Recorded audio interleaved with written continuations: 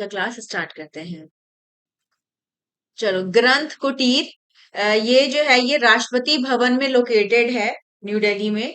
और यहाँ पे काफी सारे मनुस्मृतियां हैं, बुक्स हैं, जो कि क्लासिकल इंडियन लैंग्वेजेस में हैं। बेसिकली 11 क्लासिकल लैंग्वेजेस में जो है वहाँ यहाँ पे बुक्स को रखा गया है। और ये जो लाइब्रेरी है, मतलब ये एक लाइब्रेरी है जिसको नाम दिया गया है ग्रंथ कुटीर। ये इंडिया के जो डाइवर्स कल्चरल, फिलोसॉफिकल और ट्रेडी एस्पेक्ट्स हैं, इनको पूरा दिखाता है कि कैसे जो है वो अक्रॉस द सेंचुरीज, मतलब पिछले टाइम पे जो है वो कैसे वर्क हुआ है। और इसमें जो है वो संस्कृत, पाली, प्राकृत, अपभ्रंश, असमीज, बंगाली, गुजराती, कन्नड़, मलयालम, मराठी, उड़िया, तमिल, तेलुगु, उर्दू, इन जो लैंग्वेजेस हैं जिनको की क्लासिफाई किया है गवर्नमेंट ऑफ इंडिया के द्वारा, इनमें जो है वो बुक्स जो है वो रखी गई हैं। ठीक है, तो ये याद रखना कि ग्रंथ कुटीर कहाँ है। ये लाइब्रेरी है with in the Rashtrapati Bhavan in new Delhi. और राष्ट्रपति भवन ये बना था वायसराय हाउस जब ब्रिटिश कॉलोनियल रूल था। और इसको डिजाइन किया था एडमंड ल्यूटियन ने। ये 1929 में कंप्लीट हुआ। और जब इंडिया जो है वो आजाद हुआ, इंडिपेंडेंस मिला इंडिया को, तो उसके बाद से ये प्रेसिडेंट का जो है वो यहाँ पे रहना इन्होंने स्टार्ट किया। यहाँ पे मुगल गार्डन्स भी है, राष्ट्रपति भवन म्यूजियम है। और इसमें जो पुराने प्रेसिडेंट्स रहे हैं उनके बारे में पूरा दिखाया गया है। ठीक है, और ग्रंथ कुटीर ये प्रेसिडेंट लाइब्रेरी का पार्ट है। इसमें 20,000 से ज्यादा बुक्स और मैन्युस्क्रिप्ट्स जो है वो रखी गई हैं। तो इसको याद रखना। सुना था मैंने। जिम क्या है खाना वो? वो अलग चीज है। जिम खाना एक मतलब वहां पे है, जिम वगैरह है, वो भी पॉश इलाके में ही है। और उसको एक्चुअली ये था कि गवर्नमेंट ने जैसे लीज पे दिया था 1926 में। फिर वहां पे वो काफी क्लब जैसे कि पहले होता था, जो गवर्नमेंट की जमीनें होती है उनको सरकार दे देती थी, फिर उस पे चीजें बन जाती थी, चलती रहती थी। अब 100 ईयर हो गए हैं, तो गवर्नमेंट का कहना है कि हमें वहां पे अपना डिफेंस प्रोजेक्ट बनाने के लिए जो है वो जमीन चाहिए। तो इसके लिए इनका कहना है कि हम इसको खाली करवा रहे हैं, और फर्दर इस पे नए सिरे से नई चीजें बनेंगी, क्योंकि दिल्ली में स्पेस का जो है वो काफी कमी है। तो गवर्नमेंट का ये कहना है। और उसका जो लोग वहां पे जुड़े हुए हैं, जो वहां पे काम कर रहे हैं, जो जुड़े, उनका कहना है कि जो है ये सही नहीं है, तो वो उसका विरोध कर रहे हैं। तो इसी के लिए जो है वो केस वगैरह फाइल किया है। तो फिलहाल तो दिल्ली हाईकोर्ट में था केस, और उसमें उन्होंने कुछ ऐसा ऑब्जेक्शन नहीं लगाया था। पर देखो आगे क्या होता है। तो कई सारी ऐसी जमीनें हैं, दो जो है जगह है, वहां पे जो है वो अभी जो है वो थोड़ा सा इन लोगों का प्रॉब्लम चल रहा है। दलाई लामा को जो है वो ग्रैमी अवार्ड दिया गया। और ठीक है, इनको अमजद अली खान, ये सरोद मास्टर हैं, इन्होंने इनको जो है वो दिया। और दलाई लामा तेंजिंग ग्यात्सो, इन्होंने अपना पहला ग्रैमी जीता है बेस्ट ऑडियो बुक कैटेगरी में, नरेशन और स्टोरी टेलिंग रिकॉर्डिंग में। ठीक है। और दलाई लामा जैसे हमें पता है कि जो है वो एक प्रमुख फिगर है बुद्धिज्म के। और काफी समय से ये इंडिया में जो है वो रह रहे हैं। 90 ईयर्स के जो है वो हो चुके हैं। तो इनमें इनकी जो भी टीचिंग्स वगैरह थी, जो इनकी म्यूजिक वगैरह था, उसके बारे में पूरा है। तो इसके लिए इनको अभी ग्रैमी अवार्ड मिला है। तो जैसे कभी कभी कंफ्यूजन हो जाएगा ना कि दलाई लामा को क्यों ग्रैमी अवार्ड मिला, तो इस तरह से क्वेश्चन पीसेस वगैरह में तो पूछे जा सकते हैं। ये याद रखना। फिर वाइस प्रेसिडेंट ऑफ इंडिया, इन्होंने एक बुक रिलीज किया है टाइटल व्हेन ऑडिट मैटर्स। और इसको फॉर्मर फॉर्मर हमारे सीएजी थे विनोद राय, इन्होंने एडिट किया है। और इसमें इन्होंने क्या सिग्निफिकेंस है ऑडिट का, क्या अकाउंटेबिलिटी होनी चाहिए गवर्नेंस में, इन सब चीजों के बारे में जो है वो लिखा है। तो इसका बुक का नाम और ऑथर का नाम तो याद ही रखना है। साथ ही साथ सीएजी ये हमारी एक कॉन्स्टिट्यूशनल अथॉरिटी है, आता है इसके अंदर जो भी प्रोविजंस है आर्टिकल 148 के। और इनको टास्क होता है कि ये जो है ये जो यूनियन और स्टेट गवर्नमेंट्स होती हैं उनके अकाउंट्स का ऑडिट करते हैं ये। विनोद राय 11 से एजी रहे थे 2008 से 2013 तक। ठीक है, तो ये इनकी बुक है। फिर इसके अलावा आर्ट एंड कल्चर में ही national film archive of India है। और इन्होंने एनएफएआई इसके साथ मिल के ऋत्विक घटक इनकी मूवीज को जो है वो रिस्टोर किया है 4K, मतलब उनका जो रिजोल्यूशन है उसको और बेहतर किया है। ठीक है। और ये काफी रिनाउंड फिल्म मेकर हैं इंडिया के सिनेमा के उसमें। हिस्ट्री में। और ये जाने जाते हैं अपनी रेडिकल स्टोरी टेलिंग के लिए, और इनका एक एस्थेटिक विजन था। तो बहुत अच्छी फिल्म ये बनाते थे। तो ये जो हमारे दोनों इंस्टीट्यूशंस हैं, एनएफडीसी, इनका मतलब ये है कि जो पुरानी फिल्म्स रही हैं, कैसे उनको रिस्टोर किया जाए, उनको और बेहतर तरीके से जो है वो रखा जाए, ताकि आगे आने वाले टाइम में ये बेहतर तरीके की, बेहतर क्वालिटी की पिक्चर्स जो है वो लोग देख सके, जो पुरानी फिल्में हैं उनके। और इसी के लिए इन्होंने ब्रिटिश फिल्म इंस्टीट्यूट, इनके साथ जो है वो कोलैबोरेशन किया है। और इनकी जो क्लासिकल वर्क हैं, पिक्चर्स हैं, इसमें मेघे धाका तेरा, सुवर्ण रेखा, इनको जो है वो पूरा वो करने का काम, रिस्टोर करने का काम किया गया है, डिजिटल कर दिया गया है। जैसे एक थ्रेट होता है ना, जो पुरानी चीजें थी, जो पुरानी मूवीज थी, जो पुरानी सारी चीजें थी, तो वो अब उनका कैसे, आप मोटे मोटे उनके कैसेट्स होते थे, उसमें सब स्टोर था, तो उसको प्रॉपर तरीके से अगर डिजिटल उसमें कर दिया जाएगा, तो मतलब ये बहुत इजी हो जाएगा इसको रखना। और ताकि फ्यूचर में जो यंग आगे जो जनरेशन रहेंगी, वो प्रॉपर वर्क्स को जो है वो देख सके। जैसे हमें अपने हिस्ट्री के बारे में कैसे पता चलता है, तो हमारे यहाँ बुक्स वगैरह लिखी हुई हैं, तो अब चूंकि डिजिटल वर्ल्ड है, तो हर चीज को इसीलिए जो है वो गवर्नमेंट स्टोर कर रही है डिजिटल फॉर्म में। फिर वेस्ट बंगाल की गवर्नमेंट, इनका एक न्यू सोशल सिक्योरिटी स्कीम है, अन्नपूर्णा योजना, और इसको लॉन्च किया गया नवाना में। और चीफ मिनिस्टर हैं वहां पे अभी शुभेंदु अधिकारी। इस स्कीम के तहत डायरेक्ट ट्रांसफर किया जाएगा 3000 रुपीज का। 28 लाख वुमेन है अक्रॉस द स्टेट, उनके बैंक अकाउंट में। ठीक है। और ये अन्नपूर्णा योजना एक मतलब ब्रॉडर ट्रेंड में देखा जाए, तो डीबीटी स्कीम जो है वो वेलफेयर स्कीम को के लिए जो है वो टारगेट किया जा रहा है महिलाओं के लिए, ताकि जो वुमेन है उनकी जो स्थिति है वो और बेहतर हो सके। इसके अलावा इनके और भी अ, पहले स्कीम जो है यहाँ पे लॉन्च हुई है, जैसे लक्ष्मीर बंदर करके लॉन्च हुआ था। तो इसमें भी जो है वो फीमेल्स को फाइनेंशियल असिस्टेंस प्रोवाइड किया जाता है। जैसे मैंने पहले किया था कि मतलब, माझी बहिन योजना, लड़की लो योजना, ये सब अब मध्य प्रदेश और महाराष्ट्र की स्कीम है, तो जिससे इनके नाम जो है वो हमारे लिए इम्पोर्टेंट रहेंगे। फिर वर्ल्ड बाइसिकल डे, ये एनुअली 3 जून को सेलिब्रेट किया जाता है। और इस बार कल इसका सेलिब्रेशन हुआ। ये डे अडॉप्ट हुआ था यूएन जनरल असेंबली के रिजोल्यूशन के तहत, और गवर्नमेंट ऑफ तुर्कमेनिस्तान, इन्होंने रिजोल्यूशन जो है वो लाया था कि कैसे बाइसाइकिल को रिकॉग्नाइज किया जाए। यूनिक होती हैं, ये इनकी लॉन्गिविटी होती है, मतलब बहुत ज्यादा दिन तक चलती हैं, वर्सेटाइल होती हैं, कहीं भी आप इनको लेके जा सकते हैं। तो वर्ल्ड साइकिल डे हर साल 3 जून को मनाते हैं। इस बार का थीम था cycling for a greener future. बहुत सारी कंट्रीज में साइकिल का यूज बहुत ज्यादा होता है। क्यों? क्योंकि इनसे कोई फ्यूल वगैरह का दिक्कत नहीं आता है, प्लस क्लीन होता है, और एक ये फिजिकल एक्सरसाइज भी इसमें हो जाती है। तो इसको मतलब ज्यादा से ज्यादा जो है वो प्रमोट भी किया जाता है काफी सारी कंट्रीज में। ठीक है। और पहली बार सेलिब्रेट किया था इसको अप्रैल 2018 में। ठीक है। तो ये है गुड हेल्थ और वेलबींग को मेंटेन करने में, इससे जो है वो आसानी होती है। फिर डेराक्सोन रेसिप, ठीक है, ये ड्रग का यूज किया जा रहा है पैंक्रियाटिक कैंसर में। तो इससे मतलब इंफॉर्मेशन निकली थी, जैसे कभी कभी इस तरह से ड्रग्स वगैरह का नाम या डिजीज का नाम भी जो है वो पूछा जाता है। तो इसका कैंसर में यूज होता है, और ये जो ड्रग है ये KRAS जीन म्यूटेशन को टारगेट करती है। पैंक्रियाटिक कैंसर एक एग्रेसिव डिजीज है, और इसमें जो है वो सेल्स जो है वो मैलिग्नेंट हो जाती हैं। ठीक है। जो पैंक्रियाज होता है, इसके आसपास टिश्यूज जो है वो एक्स्ट्रा डेवलप होते हैं। इसकी वजह से जो डाइजेस्टिव सिस्टम, इस पे बहुत सीरियस इम्पैक्ट पड़ता है। ठीक है। और ये इसका जो नंबर है वो काफी बढ़ भी रहा है। ये जल्दी इसका ट्रीटमेंट नहीं हो पाता है। ठीक है। तो इस बीमारी में ये जो नई ड्रग है, ये एक ओरल ड्रग है, इसको दिया जा रहा है, और ये काफी जो है ये हेल्पफुल जो है वो लग रही है। और पैंक्रियाज की बात करें, तो ये हमारा जो ब्लड शुगर होता है उसको मेंटेन करने में एक इम्पोर्टेंट रोल प्ले करता है। इससे इंसुलिन बनता है। ठीक है। तो अगर इसमें प्रॉब्लम हो जाए, इसी में कैंसर हो जाए, तो काफी दिक्कत जो है वो हो सकती है। तो इसी के लिए ये ड्रग को डेवलप किया गया है। डेडलिएस्ट कैंसर माना जाता है पैंक्रियाटिक कैंसर। इंडिया की बात करें, तो यहाँ पे रिलेटिवली लो रहता है वेस्टर्न कंट्रीज के मुकाबले में, बट यहाँ पे भी जो है वो रेट है काफी। और अगर हम बात करें तो 24th रैंक है इनकी कैंसर इंसिडेंस में, और कैंसर मॉर्टेलिटी में पैंक्रियाटिक कैंसर में जो है वो 18th रैंक है।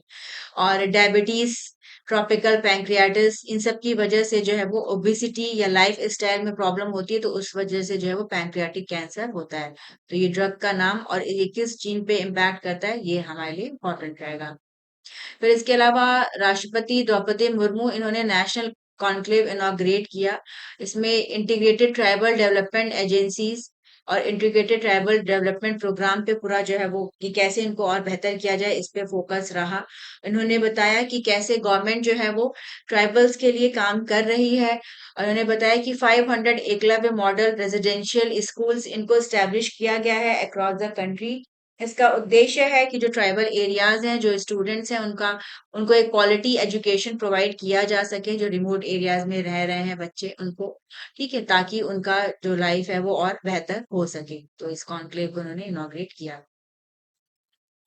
फिर डीके शिव कुमार इन्होंने 25th chief minister of Karnataka के तौर पे इनका जो है वो कल स्वेरिंग इन सेरेमनी हुई, इन्होंने शपथ लिया। और इसके पहले जो है वो सिद्धारमैया की सरकार थी, वहां पे कांग्रेस की गवर्नमेंट थी, तो पहले ये सिद्धारमैया सीएम थे, अब ये बन गए हैं, ठीक है। और उस टाइम पे ये जो है वो डेप्यूटी सीएम थे, तो ये 25th न्यू जो है वो सीएम बन गए हैं। फिर सुप्रीम कोर्ट ने अभी कॉन्स्टिट्यूट किया है हाई पावर्ड एक्सपर्ट कमिटी। ये इंडिपेंडेंट रिव्यू करेगी सेंटर की रिपोर्ट का, कि definition and delineation of the Aravalli hill range. और ये जो कमिटी सुप्रीम कोर्ट ने बनाई है, इसको हेड करेंगी कंचन देवी, जो कि director general of Indian council of forestry research and education है। इसके अलावा इसमें एक्सपर्ट्स रहेंगे फॉरेस्ट्री, जियोलॉजी, एनवायरनमेंट और इकोलॉजी के। इनको अपनी रिपोर्ट 31 अगस्त तक जो है वो सबमिट करनी है। इन्होंने कहा है कि एक इम्पार्शियल और साइंटिफिक असेसमेंट होना चाहिए, तो ताकि जो ये पूरा जो अरावली इकोसिस्टम है, उसका जो इशू है प्रोटेक्शन का, उस सारी चीजों को जो है वो एड्रेस किया जा सके। और इसके पहले जो कोर्ट है, इन्होंने स्टे लगा दिया था इम्प्लीमेंटेशन में of an environment ministry report, जो कि इन्होंने कहा था कि फ्रेश रिव्यू किया जाए, इसको जो है वो इंडिपेंडेंट एक्सपर्ट जो है वो बनाया जाए। तो अब देखना होगा कि नया जो कमेटी है वो पूरा क्या एग्जामिन करती है, क्योंकि ये काफी विवाद रहा है। और इसको हो रहा है कि इसमें जो है वो इलीगल माइनिंग हो रही है, या जो पूरी माइनिंग हो रही है इस एरिया में, इसकी वजह से डेजर्टिफिकेशन हो जाएगा। अरावली दुनिया के ओल्डेस्ट वर्ल्ड माउंटेन्स हैं, ठीक है। और ये काफी जाने जाते हैं बायोडायवर्सिटी के लिए, ग्राउंड वाटर रिचार्ज के लिए ये बहुत इंपॉर्टेंट है। ये राजस्थान, हरियाणा, गुजरात, दिल्ली और पार्ट्स ऑफ पंजाब पूरा फैले हुए हैं। 692 किलोमीटर का ये पूरा रेंजेस है, जो कि इकोलॉजी के पॉइंट ऑफ व्यू से काफी इंपॉर्टेंट है। तो अब यहाँ पे पूरा जो है वो गवर्नमेंट जो है वो हरियाणा गवर्नमेंट एक पूरा green Aravalli green wall project लेके पूरा आ रही थी। उसमें जो है वो कई सारी चीजें बनाना था, तो उसको लेके माइनिंग वगैरह होगा, उसको लेके जो कंजर्वेशनिस्ट थे उन्होंने काफी इसका विरोध किया। तो अभी ये मैटर जो है वो सुप्रीम कोर्ट में है। तो अब इन्होंने जो नई कमेटी बनाई है पूरा देखेगी, रिव्यू करेगी सारी चीजों को। कमेटी के नाम हमारे लिए पूछे जा सकते हैं।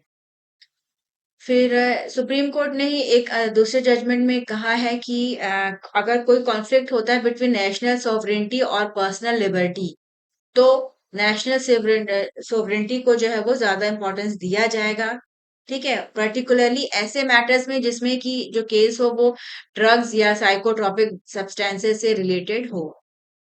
और इसमें इन्होंने पंजाब और हरियाणा हाई कोर्ट का एक ऑर्डर था, इसको ओवरटर्न कर दिया, मतलब पलट दिया, जिसके थ्रू इन्होंने बेल ग्रांट किया था एक इंडिविजुअल को, जो कि एक ड्रग ट्रैफिकिंग नेटवर्क बनाता था, ठीक है, और प्रिजन मतलब जेल के अंदर से बनाता था मोबाइल फोन का यूज करके। तो इसके तहत इन्होंने इसमें ये जजमेंट जो है वो दिया है कि अगर ऐसी कॉन्फ्लिक्ट होता है, तो सोवरेनिटी, क्योंकि इससे जो है वो खतरा रहता है कंट्री पे, तो इस उसको जो है वो ज्यादा वेटेज जो है वो दिया जाएगा। और narcotics drug and psychotropic substances act, ये 1985 का है। ये प्रोहिबिट करता है production, possession, sale, purchase, transport and use of narcotic drug, मतलब ऐसी ड्रग्स जो इनका जो है वो इम्पैक्ट पड़ता हो काफी सीरियस, ठीक है। और इसमें क्या होता है कि इंडिविजुअल जो है वो इनको एक लत हो जाती है, नशा ज्यादा करते हैं, तो उनकी वजह से काफी सारी प्रॉब्लम जो है वो होती है। फिर कल national panchayat award ceremony new Delhi में हुई और इसमें जो है वो अवार्ड्स दिए गए। टोटल 34 ग्राम पंचायत अवार्ड जो है वो दिए गए दीनदयाल उपाध्याय पंचायत स्टेट सतत विकास पुरस्कार कैटेगरी में। इसके अलावा 8 पंचायत इनको जो है वो नानाजी देशमुख सर्वोत्तम पंचायत सतत विकास पुरस्कार कैटेगरी में अवार्ड दिया गया है। ठीक है, तो स्टेट्स के ये मतलब पहले ही अनाउंस हो गया था। दिया जो है ये कल जो है वो सेरेमनी में गया है। तो ये जो अवार्ड्स हैं दोनों और हाँ।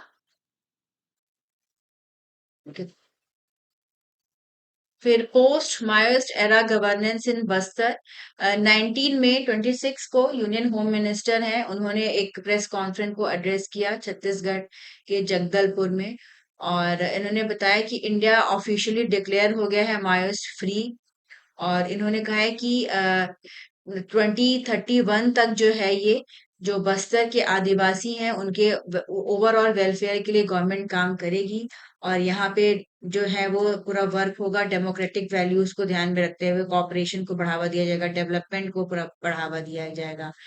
और उन्होंने कहा है कि अब ये एक अपॉर्चुनिटी है to complete the unfinished agenda of implementing the PESA act. तो अब इन एरियाज में जो फिर इंडिया के 5th शेड्यूल एरिया स्टेट्स हैं, तो इनका जो है वो काफी कम अभी जो है वो इम्प्लीमेंटेशन हुआ है पंचायत वगैरह का। तो इनको भी इन सब जगहों पे इम्प्लीमेंट किया जाएगा ताकि फिर प्रॉपर तरीके से इम्प्लीमेंट हो और वहां पे जो सिस्टम है और बेहतर तरीके से जो है वो काम करे। और इसमें इन्होंने बताया है कि अभी माओइस्ट फ्री इंडिया घोषित हुआ है 31 मार्च 2026 को। काफी सारे जो है वो काउंटर इंसर्जेंसी ऑपरेशंस चले, जो भी रेड कॉरिडोर्स थे जहाँ पे नक्सलाइट जो है वो ज्यादा थे। इसमें छत्तीसगढ़ का बस्तर रीजन जो है वो काफी डोमिनेंट एरिया है, ट्राइबल डिस्ट्रिक्ट है। यहाँ पे माओइस्ट काफी ज्यादा नंबर में थे, 1980s थे, 80 से। तो इस पे गवर्नमेंट का था कि इसको जो है वो एलिमिनेट किया जाए ताकि जो अफेक्टेड एरियाज हैं इनका प्रॉपर तरीके से डेवलपमेंट जो है वो और हो सके। फिर मेगा साइंस विजन 2035 रिपोर्ट आई है क्लाइमेट रिसर्च पे। और इन्होंने एक रोड मैप प्रिपेयर किया है पूरा इंडियन क्लाइमेटिक रिसर्च कम्युनिटी, मतलब आईएससी बेंगलुरु है, ये एक नोडल इंस्टीट्यूशन है। और इन्होंने जो है वो अपना रिपोर्ट सबमिट किया है। और पहली बार ऐसा है कि ये एक मेगा साइंस विजन एक्सरसाइज किया गया है। और इसमें पूरा बेहतर तरीके से पूरा प्लानिंग किया जाएगा, लॉन्ग हॉरिजन प्रोजेक्ट्स की कैसे न्यूक्लियर साइंस में, ठीक है, हाई एनर्जी फिजिक्स को जो इन्वॉल्व करते हैं, क्लाइमेट रिसर्च पूरा किया जाएगा, इकोलॉजी एस्ट्रोनॉलॉजी से रिलेटेड। और ये जो डॉक्यूमेंट है ये एक एक्सप्लिसिटली डिस्क्राइब करता है as a climate research community document. और इसमें बताया गया है कि पूरा क्लैरिफाई किया गया है कि कैसे जो है वो क्या प्रैक्टिसेस होनी चाहिए, जो गवर्नमेंट की पॉलिसी कैसी होनी चाहिए, कैसे फंडिंग जो है वो करना चाहिए पूरा। और जो इसका की मैसेज है वो उसमें कहा गया है कि इंडिया ने जो है इफेक्टिवली लॉस्ट कर चुका है अपनी ability to build its own scientific instrument. मतलब क्लाइमेट रिसर्च के लिए हमारे पास खुद के इंस्ट्रूमेंट्स नहीं है, तो उस पे हमको काम और करना होगा। कोई भी कंपनी ऐसी नहीं है जो कि क्वालिटी साइंटिफिक इंस्ट्रूमेंट जो है वो बनाती हो इस फील्ड के लिए। ठीक है, काफी सारे इसमें पैसे जो है वो गवर्नमेंट स्पेंड कर रही है, बट अभी भी हमें जो है ज्यादातर नंबर में जो इंस्ट्रूमेंट्स हैं उनको बाहर से जो है वो ले आना पड़ता है। और फिर इसके अलावा इसमें कहा गया है कि जो इंडियन इंजीनियर्स हैं वो डिजाइन कर सकते हैं, ऐसे इंस्ट्रूमेंट्स को बना सकते हैं, ठीक है, लेकिन अभी प्रॉपर तरीके से जो है वो एक इंडस्ट्रियल प्रोडक्शन जो है वो हो नहीं पाता है, हो पाया है। और इसमें इन्होंने कहा एग्जाम्पल दिया है कि जैसे कि अभी Indian national national institute of ocean technology है, तो ओशन ऑब्जर्वेशन के लिए इनको बाहर की कंट्रीज से पूरा हेल्प लेना पड़ता है। ठीक है, इसके अलावा जैसे इसरो है, आईएमडी है, तो इन लोग भी जो है काफी सारे कोलैबोरेशन पे काम करते हैं। तो इन्होंने एक रेमेडी भी दिया है, सजेस्ट किया है कि ज्यादातर जो ये इंस्ट्रूमेंट्स हैं इनका इंडिया में प्रोडक्शन होना चाहिए, प्राइसिंग ऐसा रखना चाहिए कि वो इजी हो, आसान हो उनको परचेज करना।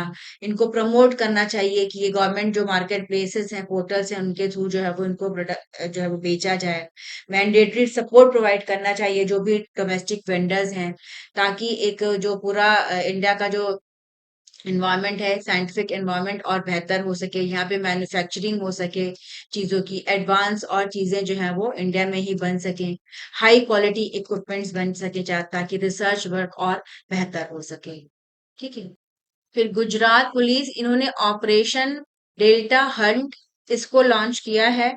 और ये ऑपरेशन डेल्टा हंट ये इसलिए लॉन्च किया गया है क्योंकि इन्होंने जो बांग्लादेशी नेशनल्स हैं उन पे एक स्ट्रॉन्ग क्रैकडाउन जो है वो लगाया है, जो इलीगल तरीके से स्टेट में रह रहे हैं।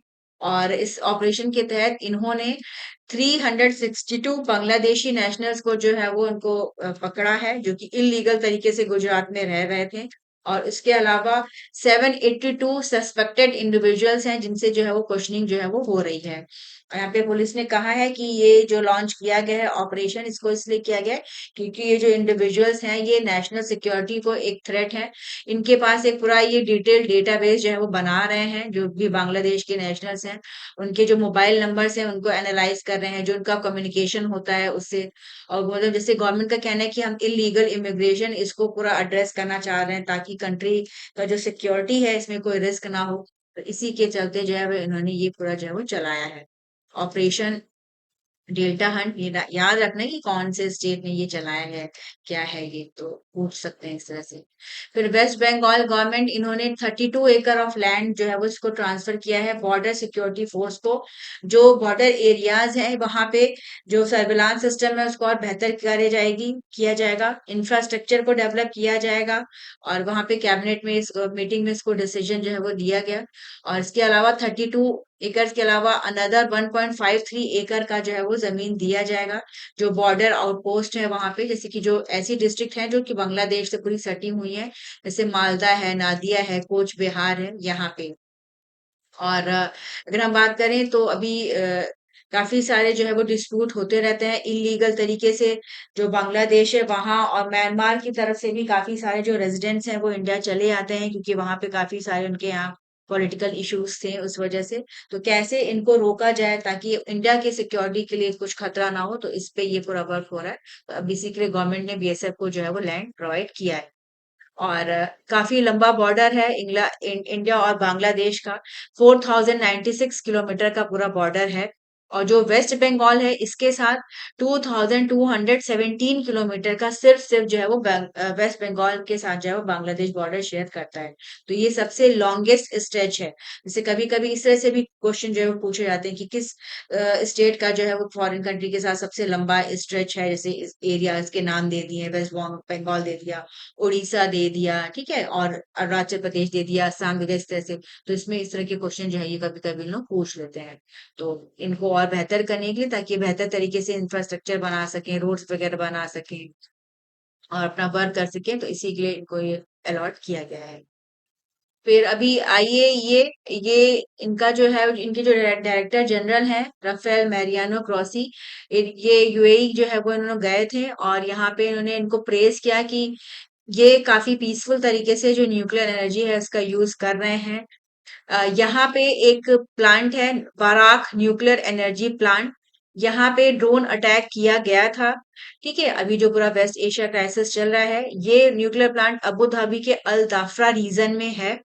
और इसकी वजह से मतलब इसी की वजह से जो है वो आइए ये देखने गया था कि क्या कोई ऐसा डैमेज तो नहीं हुआ है इस प्लांट में जिसकी वजह से आगे चल के कोई रेडियो एक्टिव मटेरियल का जो है वो रिलीज हो सके। तो पूरे सेफ्टी सिस्टम को जो है वो चेक करने गए थे। जैसे कि नाम याद रखना, फिर बराक का न्यूक्लियर एनर्जी प्लांट, ये फर्स्ट न्यूक्लियर प्लांट है अरब वर्ल्ड का। और इसका जो यूनिट वन है इसने 2021 में अपना प्रोडक्शन जो है वो स्टार्ट किया है। फिर बाकी इसके और भी यूनिट जो है वो अब स्टार्ट कर चुके हैं। और ये जो प्लांट है ये आपका नवा एनर्जी कंपनी है, ये जॉइंट वेंचर है एमिरेट्स न्यूक्लियर एनर्जी कॉर्पोरेशन और कोरिया इलेक्ट्रिकल पावर कॉर्पोरेशन के बीच में।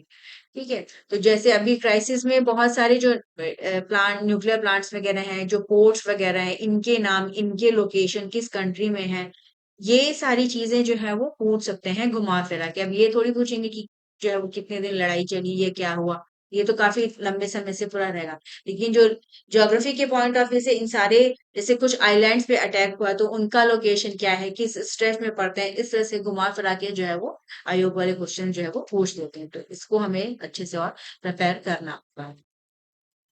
फिर इंडिया का जो यूपीआई सिस्टम है ये अब कंबोडिया में भी जो है एक्सपैंड होगा। और national payments corporation of India, इन्होंने ऑफिशियली पार्टनरशिप किया है। एसीआई ईडीए ईडीए बैंक है, और ये जो है वो यूपीआई को लॉन्च करेगा, कंबोडिया में इसकी एक्सेप्टेंस होगा। मिनिस्ट्री ऑफ फाइनेंस ने इसको अनाउंस किया है। इनका कहना है कि इससे जो इंडियन ट्रेवलर्स हैं जो जाएंगे उनको आसानी से वो क्यूआर के थ्रू पेमेंट कर सकेंगे, 4.5 मिलियन जो कंबोडियन मर्चेंट्स हैं उनके साथ। ठीक है, तो ये काफी एक बेहतर माना जा रहा है, क्योंकि जो यूपीआई है इसका एक्सेप्टेंस काफी बढ़ा है। 8 कंट्रीज में यूपीआई जो है वो अभी वर्क कर रहा है। Singapore, UAE, France, Mauritius, Nepal, Bhutan, Qatar और श्रीलंका। तो ये हमारे लिए काफी अचीवमेंट भी है, क्योंकि ये हमारा सिस्टम है यूपीआई। ये एक फ्लैगशिप डिजिटल पेमेंट प्लेटफॉर्म है। और अगर हम बात करें तो मंथली 10 बिलियन ट्रांजैक्शन से ज्यादा का जो है ट्रांजैक्शन होता है थ्रू यूपीआई। ठीक है, और जैसे डिफरेंट डिफरेंट कंट्रीज में हम अगर इसको और मतलब जो है वो दे रहे हैं, तो इससे ये हमारी जो है वो और एक्सेप्टेंस जो है वो बढ़ रहा है। फिर उत्तर प्रदेश के चीफ मिनिस्टर हैं योगी आदित्यनाथ। इन्होंने ईस्टर्न उत्तर प्रदेश का पहला और स्टेट का दूसरा फ्लेटेड फैक्ट्री कॉम्प्लेक्स, इसका इनॉग्रेशन किया कल GIDA Gorakhpur industrial development authority में। और ये इसका कंस्ट्रक्शन कॉस्ट 42.50 करोड़ आएगा। और इन्होंने ईडब्ल्यूएस एलआईजी रेजिडेंशियल कॉम्प्लेक्स का भी जो है वो गीडा में जो वर्कर्स हैं, एम्प्लॉयड वर्कर्स हैं, उनके लिए इनॉग्रेशन किया। और उनका कहना है, मतलब उन्होंने बोला कि इससे जो है वो जो रीजन है उसका और डेवलपमेंट जो है ये होगा। और फ्लैटन फैक्ट्री कॉम्प्लेक्स मतलब ये एक मल्टी स्टोरी इंडस्ट्रियल बिल्डिंग होती है with ready to use factory spaces. इसमें छोटे छोटे जो छोटे स्मॉल और मीडियम जो एंटरप्राइजेस हैं, ये आसानी से जो है ये स्पेस होता है कि यहाँ पे जो है वो वर्क कर सकें। फिर ministry of skill development and entrepreneurship, इन्होंने नवाचार मंत्र ये एक लॉन्च किया। ये एक फ्लैगशिप नेशनल प्रोग्राम है। इसके तहत जो ग्रास रूट इनोवेटर्स हैं उनको आइडेंटिफाई किया जाएगा, उनकी मेंटरिंग की जाएगी, ताकि और बेहतर तरीके से एंटरप्रेन्योरशिप जो है वो डेवलप हो सके। तो नवाचार मंत्र किस मंत्रालय से रिलेटेड है, मतलब इसको याद रखना है। ठीक है, इस मिनिस्ट्री ऑफ स्किल डेवलपमेंट से है ये। और मिनिस्ट्री ऑफ स्किल डेवलपमेंट और एंटरप्रेन्योरशिप इसको 2014 में स्टैब्लिश किया गया था, ताकि जितनी भी स्किल डेवलपमेंट से रिलेटेड चीजें हैं इंडिया में इसके थ्रू जो है वो हो सके, इनको ये देखें। और इनकी कई सारी स्कीम्स हैं, जैसे प्रधानमंत्री कौशल विकास योजना है, नेशनल अप्रेंटिसशिप प्रमोशन स्कीम है। तो इसके तहत ज्यादा से ज्यादा स्किल डेवलपमेंट पे काम जो है वो किया जा रहा है। तो ये इनका नया फ्लैगशिप प्रोग्राम जो है वो लॉन्च हुआ है। फिर कल यूनियन कैबिनेट ने जो है वो काफी सारी चीजें अप्रूव की हैं। इन्होंने one time budgetary support provide किया है जो भी ऑयल मार्केटिंग कंपनीज हैं, और इनको 10,000 करोड़ रुपए का सपोर्ट प्रोवाइड करेगी, ताकि ये एविएशन टरबाइन फ्यूल जो प्राइस हैं उनको जो है वो स्टेबलाइज किया जा सके। क्योंकि जैसा हमें पता है कि जो क्राइसिस है उसकी वजह से जो ये फ्यूल है इसका प्राइस काफी बढ़ गया है, काफी वोलेटाइल मार्केट अभी पूरा हो चुका है। तो इसीलिए इसको ऐसे डिजाइन किया गया है ताकि जो इंडियन कैरियर्स हैं उनको और जो है वो लॉस जो है वो ना हो, तो इसको प्रॉपर तरीके से और मेंटेन किया जा सके। इसके अलावा एक मॉनिटरिंग कमेटी जो है ये बनेगी, जो कि सारी चीजों को जो है वो देखेगी, वेरिफिकेशन वगैरह करेगी, सेटलमेंट करेगी। एटीएफ प्राइस स्टेबलाइजेशन ये सपोर्ट, ये जो है वो 36 मंथ के पीरियड के लिए जो है वो इफेक्टिव रहेगा। और इसका चूंकि प्राइस ज्यादा बढ़ा है, इस वजह से कैबिनेट ने इसको जो है वो ऐसे को सपोर्ट प्रोवाइड किया है। इसके अलावा national capital region planning board जो है इनको सपोर्ट प्रोवाइड करेंगे, ताकि ये जो ओल्ड ट्रक्स और बसेस हैं एनसीआर रीजन में इसको रिप्लेस कर सकें। और और ये BS4 का जो नॉर्म है उसको फॉलो करें। इसके अलावा उड़ीसा में रामेश्वर टू पारादीप तक के लिए जो है वो न्यू कोस्टल हाईवे बनेगा, इसका अप्रूवल दिया गया, जो कि 163 किलोमीटर्स का रहेगा। ये डिफरेंट डिस्ट्रिक्ट से होके जाएगा, जैसे खुर्दा, पुरी, केंद्रपाड़ा, जगत सिंहपुर यहाँ से, इसके लिए टोटल 8,300 करोड़ का कॉस्ट जो है वो आएगा। इसके अलावा बिहार के लिए खगारिया पूर्णिया सेक्शन पे नेशनल हाईवे के लिए जो है वो 4 लेनिंग इसकी होगी, तो इसके लिए जो है वो अप्रूवल दिया गया। ठीक है, अब चूंकि क्राइसिस है तो इसलिए जो लॉजिस्टिक्स वगैरह है उनको और बेहतर तरीके से ट्रांसपोर्ट करने के लिए, सब चीजें के लिए जो है इसको अप्रूवल किया गया है। फिर इंडिया ने यूनाइटेड स्टेट्स ऑफ अमेरिका को सरपास कर दिया गया है, और अब हम वर्ल्ड की second largest solar growth market जो है वो बन चुके हैं 2025 में।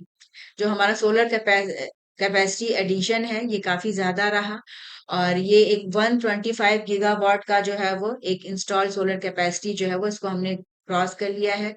तो हमारा टारगेट भी है कि हम अपना जो नॉन फॉसिल फ्यूल कैपेसिटी है उसको बढ़ाएं, और हमारे उसमें है, तो इसी के लिए हमारी जैसे कई सारी योजनाएं, जैसे प्रधानमंत्री घर मुफ्त बिजली योजना है, इसके तहत पूरा ट्रांसफॉर्मेशन हो रहा है। जो हाउस होल्ड्स हैं वहां पे रूफटॉप पे जो है वो सोलर इंस्टॉलेशंस लगाए जा रहे हैं, ताकि ज्यादा से ज्यादा सोलर एनर्जी और जनरेट हो, और उससे जो है वो एक तो होगा कि बेनिफिट रहेगा, इलेक्ट्रिसिटी का भी वो रहेगा, साथ ही साथ जो क्लाइमेट चेंज का जो एक हो रहा है, जो हमारा एक गोल है कि हमें क्लाइमेट को और बेहतर करना है, पॉल्यूटेंट्स को रिड्यूस करना है, तो उसको जो उस टारगेट को अचीव करने में हमें ये हेल्पफुल रहेगा। ठीक है, तो सेकंड नंबर पे अब इंडिया जो है वो हो चुका है आफ्टर चाइना। यूएस जो है वो थर्ड इसमें आ गया है। फिर यूएस गवर्नमेंट इन्होंने प्रपोज किया है 12.5% का टेरिफ 54 कंट्रीज से जो इनका इंपोर्ट होता है उसमें, और इसमें इंडिया को भी इन्होंने इंक्लूड किया है। इन्होंने कहा है कि ये जो नेशंस हैं ये फेल हुए हैं to impose and effectively enforce prohibitions on goods produced using forced labour. तो इनका कहना है कि इंडिया में और जो बाकी और 23 कंट्रीज है, यहाँ पे फोर्स लेबर का यूज करके गुड्स का प्रोडक्शन जो है वो किया जा रहा है। तो इस वजह से ये 12.5% का टैरिफ जो है वो और इन कंट्रीज पे लगाएंगे। फिलहाल यूएस और इंडिया की अगर हम बात करें तो इनके बीच में जो पूरा डील है अभी वो फाइनलाइज हो रही है। यूएस ने भी कहा है, इंडिया ने भी कहा कि 90% तक बातचीत सारी जो है वो हो चुकी है। तो उन्होंने कहा है कि अभी हम इस पे और देखेंगे कि कैसे जो है वो चीजें आती हैं। और यूएस का है यूएस स्टेट रिप्रेजेंटेटिव, इन्होंने ये इन्वेस्टिगेशन लॉन्च किया था इनके सेक्शन 301 के तहत, जो कि यूएस ट्रेड एक्ट 1944 में आता है। और इसमें इनका देखना था कि मतलब कैसे जो है जो अदर कंट्रीज हैं, जो अदर इनके ट्रेड पार्टनर्स हैं, ये ऐसा तो नहीं है कि जो ऐसे गुड्स को एक्सपोर्ट कर रहे हैं जो कि उनमें फोर्स लेबर का यूज किया जाता है। तो ये भी काफी है, जैसे अब देखना होगा कि फिर इसमें आगे क्या चीजें होती हैं, बातचीत होती है। लेकिन जैसे इनका सेक्शन 301, तो ये है कि क्या है, किससे रिलेटेड है। तब देखो आगे फिर नेक्स्ट उसमें क्या ये टैरिफ को और बढ़ाते हैं, कैसे क्या करते हैं। फिर इंडिया का फ्लेक्स फ्यूल मोटरसाइकिल लॉन्च हुआ है। ठीक है, तो ये एथनॉल ब्लेंडिंग का एक माइलस्टोन है। गवर्नमेंट ऑफ इंडिया इन्होंने ministry of road transport and highway इन्होंने अनाउंस किया कि ये लॉन्च कर रहे हैं स्प्लेंडर प्लस और HF Deluxe flex fuel motorcycle. Hero Motor Corp इसको बना रहा है। ठीक है, तो ये इंडिया का मतलब एंट्री है इनटू मास मार्केट, मतलब फ्लेक्स फ्यूल मोबिलिटी का इसमें यूज किया जाएगा। ऐसी फ्यूल सिस्टम का यूज होगा जो कि ब्लेंडेड पेट्रोल को यूज करेंगे, और इसमें जो ब्लेंडिंग होगा वो E20 टू E85 तक होगा। और अगर ये हम देखें तो जो हमारी फॉसिल फ्यूल पे जो डिपेंडेंसी है उसको कम करने के लिए इनका कहना है कि हम ब्लेंडिंग जो है वो लेके आए हैं। ठीक है, फ्लेक्स फ्यूल व्हीकल्स ये ऐसी व्हीकल होती हैं, इनमें जो इंटरनल कंबशन इंजन होता है वो ब्लेंडेड पेट्रोल से जो है वो चलेगा। तो जैसे कि अभी जो हमारी पुरानी जो व्हीकल्स हैं वो इस तरह से डिजाइन नहीं है कि वो ब्लेंडेड फ्यूल को प्रॉपर तरीके से यूज कर सके। ज्यादा इनके यूजेस से क्या हो रहा है कि इनमें प्रॉब्लम जो है वो हो रही है, तो इसी के लिए नई व्हीकल्स को जब है ये जो लॉन्च किया जा रहा है, ब्लेंडिंग की जाती है पेट्रोल में इथेनॉल की। परसेंटेज होता है, जैसे कि अगर 80% पेट्रोल है, 20% इथेनॉल है, तो इसको E20 कहा जाएगा।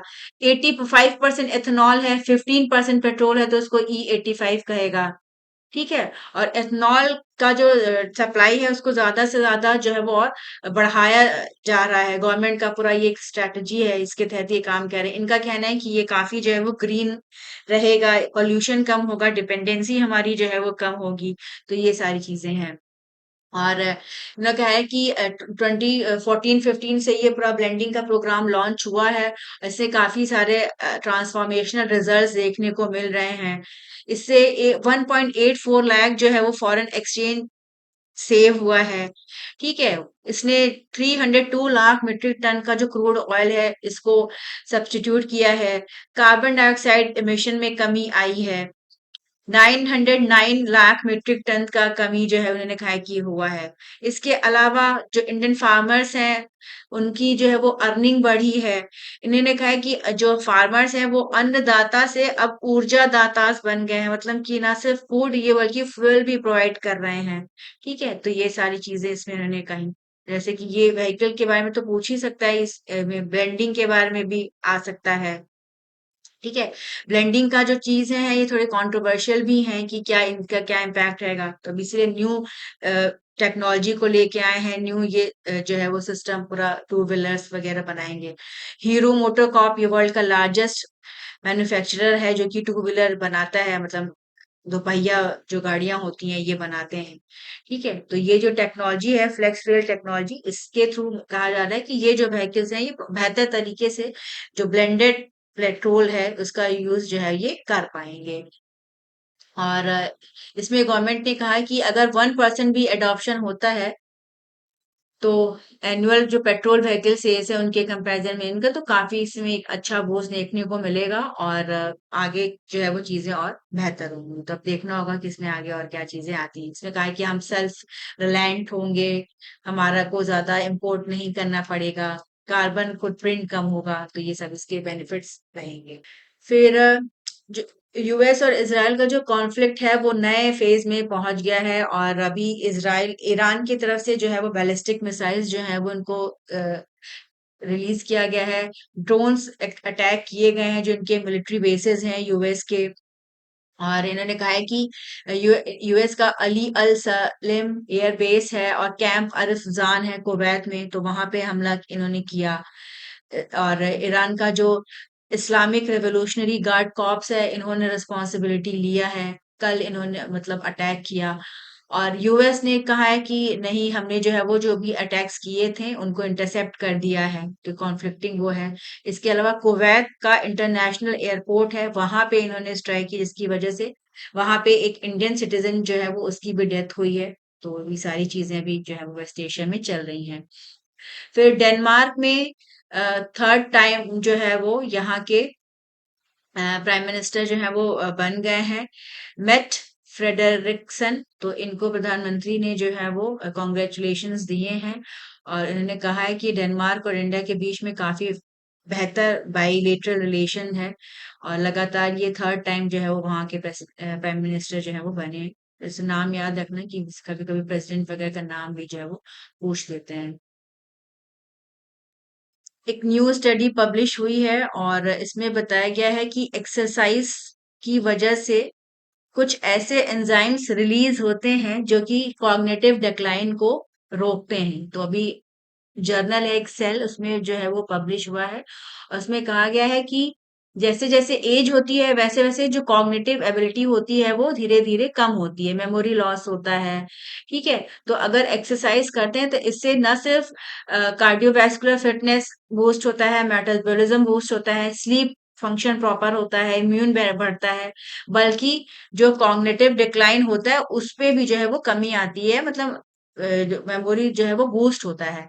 ठीक है। और इसमें जो रिसर्च टीम थी उन्होंने एक सिग्नलिंग मॉलिक्यूल है GPLD1 इस पे पूरा वर्क किया। और उन्होंने कहा कि एक्सरकीन रिलीज होता है एंजाइम, और ये जो है वो लिवर इसको रिलीज करता है आफ्टर एक्सरसाइज। और ये स्मॉल मॉलिक्यूल्स होते हैं एक्सरकीन्स जो कि लिपिड हो, जिसमें पेप्टाइड होता है, लिपिड होता है, हार्मोन्स होते हैं, न्यूक्लियर एसिड्स होते हैं।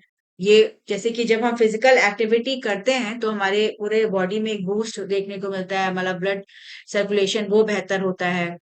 हार्ट ब्रेन जो मसल्स हैं ये और प्रॉपर तरीके से वर्क होती है। तो इनकी वजह से बेहतर रिजल्ट देखने को मिला है और जो मेमोरी है वो और बेहतर हुई है। तो कहीं न कहीं एक स्टडी है जिससे ये पता चलता है कि अगर एक्सरसाइज़ वगैरह किया जाता है तो जो कुछ डिज़ीज़ेज़ हैं जैसे अल्ज़ाइमर्स डिज़ीज़ है, जिसमें लोग भूल जाते हैं, तो उसपे भी जो है वो वर्क किया जा सकता है। फिर फर्दर इसमें रिसर्च होगी तो फिर और भी जो इन्फॉर्मेशन आएँगी उससे काफ़ी आगे चल के जो मेडिसिन है इसमें फर्दर और रिसर्च हो सकेगी तो उससे और बेहतर तरीके से चीज़ें जो है वो पता चल सकेंगी। तो मतलब एक्सरसाइज़ बेनिफिशियल तो है ही हर तरीके से, ना सिर्फ़ वो पूरी बॉडी का सिस्टम सही करता है मतलब मेंटल हेल्थ को भी जो है वो बूस्ट करता है। इसीलिए सबको एक्सरसाइज़ करनी चाहिए। ठीक है? तो आप चैनल पे हमसे ज़्यादा से ज़्यादा जुड़िए, चैनल को लाइक करिए, सब्सक्राइब करिए।